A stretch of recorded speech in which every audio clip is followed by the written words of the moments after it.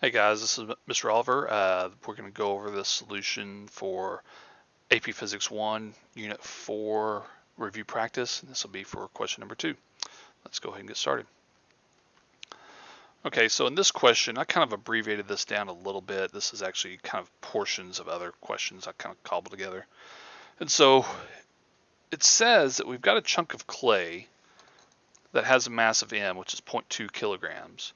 It's going to be thrown upward from the ground with an initial speed of 12 meters per second at an angle of 30 degrees. And at the top of its trajectory, it's going to strike this block that has a bigger mass, 2.3 kilograms, suspended from a string. The clay sticks to the block, which then causes the system to swing freely to the right at the angle theta before eventually coming to rest. So it's almost like a little pendulum. This thing gets hit, and the arm swings up and then stops momentarily at an angle theta. So the first question is fairly straightforward. It says, calculate the speed of the block clay system immediately after the collision with the clay. And so what you need to remember is that when you have that clay being launched at an angle, that if it is launched at 12 meters per second at an angle of 30 degrees, that initial velocity breaks up into a horizontal and vertical component.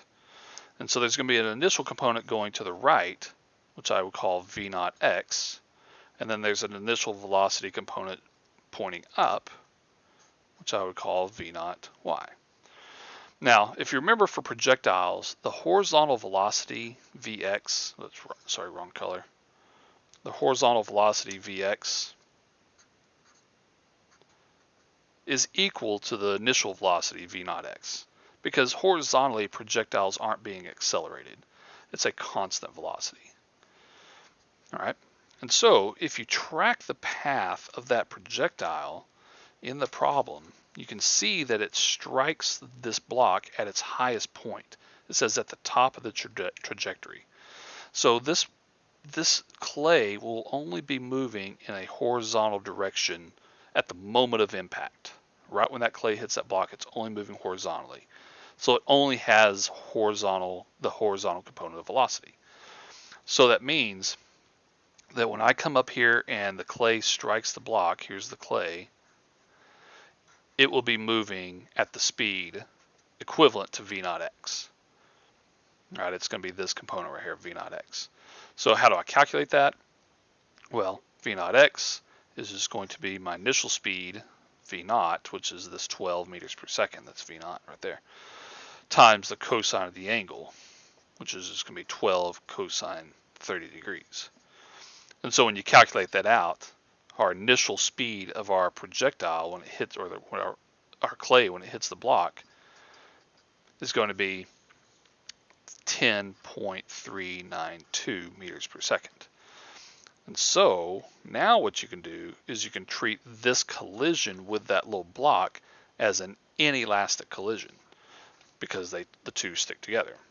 And so when we work that out, we'll have our clay, which I'm going to call mass number 1, moving at an initial speed, v1 initial, equals 10.392 meters per second, colliding with this block, mass number 2, which is stationary, v2 initial equals 0. All right. It does tell us these masses. This is 0.2 kilograms. This is 2.3 kilograms. And then, of course, afterwards, the clay sticks to the block. So you got this kind of clay block combo that's moving to the right with the same final velocity. And so that's what we're going for, is we're trying to find what this final velocity is. So easy enough if we use conservation momentum. P initial equals P final. My initial momentum will only be the momentum of this clay because the block is stationary. So that's going to be M1 V1 initial. And then our final momentum will be the final momentum of everything because it's all moving. So we have to actually add the masses, M1 plus M2, times some final velocity. So our final velocity is just going to be M1 V1 initial divided by M2 V plus, or sorry, M1 plus M2. And so we have these numbers. This is 0.2 times 10.392, that's our initial velocity of the clay, divided by 0.2 plus 2.3. Those are our two masses. And you end up calculating 0.831 meters per second. So that's how fast that clay block combo is moving. Now, in the original question, the next part of the question asks you to calculate the angle at which that thing moved up. So you use like a conservation of energy, kinetic energy transferring into gravitational potential energy. But I didn't want to do that. I want to actually ask you kind of a conceptual question. And so for part B, it says we're going to repeat this procedure, but with a larger piece of clay, as well as a larger rubber ball, right? And so the first part of the question says, using a paragraph length response, indicate whether the new angle will be greater than, less than, or the same as the original angle. And we're going to compare that for both the larger chunk of clay and the rubber ball. And we want to explain why we have any of these differences or similarities. All right. And so the first part, you need to answer kind of independently. You need to indicate that theta will be greater. And so you're going to write this as a paragraph length response, but I would be looking for the statement somewhere that yes, you understand that theta will be greater, okay, than in the original experiment. Okay, so that's important. Now you also need to understand, well, why does that happen? Well, more mass, which occurs for both the clay and the rubber ball, gives the system more initial momentum.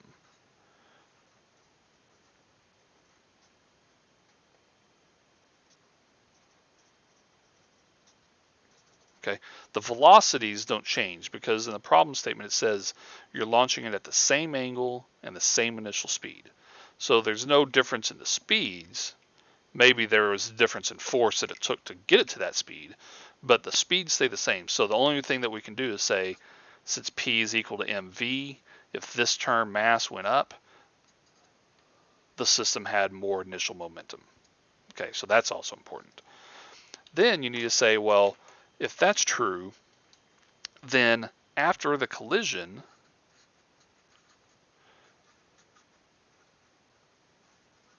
the system has a higher final velocity. And you can see that from the math that we did on the previous part. We said that the final velocity is equal to m1 v1 initial divided by m1 plus m2. And so if you look at that, if you were to plug in numbers for this, let's say that we, instead of having a mass of 0.2, let's say that it was 0.4. 0.4 times 10.392, because that velocity is not going to change, divided by 0.4 plus 2.3. Okay, so that would be for the clay, and you would end up getting a higher velocity, just because that number, that 0.4 is number, so VF is going to increase. That makes sense. Now, will the same hold true for the rubber ball? Well, in the case of the rubber ball, our calculations are going to be different. And if you think about a rubber ball, whenever that rubber ball if that were to hit that block, the rubber ball is going to be moving in with some velocity, which is 10.392, but after the collision, the rubber bounces. And so its velocity changes from positive to negative. And what that means is that since the rubber ball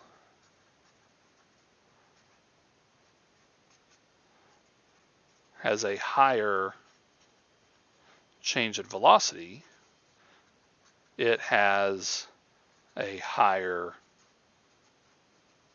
change in momentum. Okay? Because your momentum is going one way and it changes and goes the other way. So the overall momentum is bigger. And then you can make that final conclusion that says if delta P is bigger, and we're still talking about the rubber ball, then the impulse has to be bigger.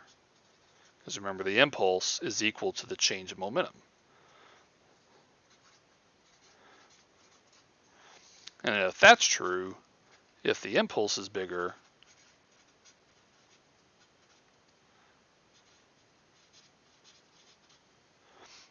then the result is that the average force is going to increase, because F average delta T is equal to delta P.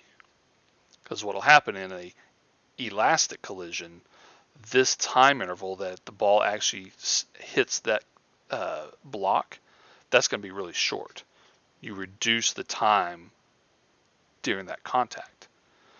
As a result, the average force has to go up. And of course, if the average force goes up, then the angle has to increase as well. All right. So let me read my response to you so you can kind of make sense of how you would write the paragraph. All right. So I said that the angle theta will be greater than the original angle in both cases, both for the rubber and for the clay. The reason why is because more mass gives the clay and the rubber ball more initial momentum for the system.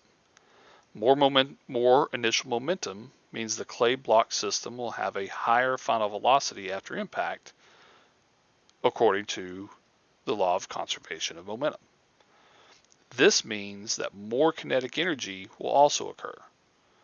More kinetic energy gives the final gravitational potential energy more height, and therefore a greater angle.